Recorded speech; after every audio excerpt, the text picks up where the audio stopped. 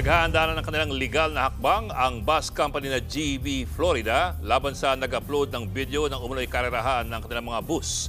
Ang giit ng kumpanya, malisyoso raw ang pag-upload ng video at naka-fast forward daw ito. Nasa frontline na balitang yan, Gerard de la Peña.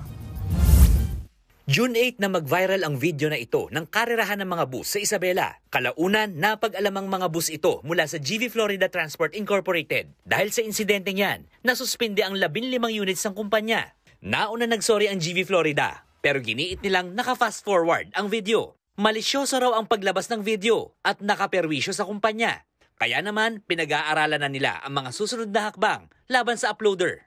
Pinalabas na nagkakarera yung mga bus, ginawang racetrack yung kalsada. Ang sabi ng mga IT, naka 1.75 yung speed ng video. So almost double yung lumabas.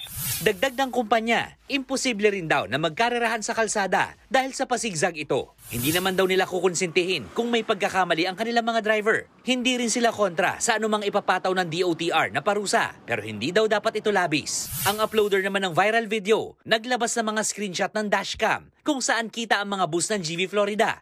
Giit pa niyang ginit-git daw sila ng mga bus, kaya hinabol niya para makuna ng video. Sinubukan ng News 5 na makausap ang uploader, pero tumanggi muna siya. Sa panig naman ng Department of Transportation, tiniyak nilang handa silang tulungan ng uploader laban sa anilay panghaharas ng kumpanya dahil sa isasampa raw nilang reklamo. Hinihikayat din ng ahensya na isumbong at magpadala ng mga video ng mga mapang-abuso at kaskaserong driver.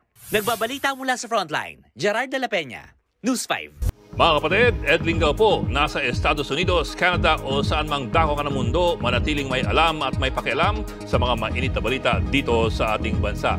Simulan natin ang bawat araw sa tuloy-tuloy na balitaan sa Frontline. Mag-follow at mag-subscribe sa social media pages ng News 5.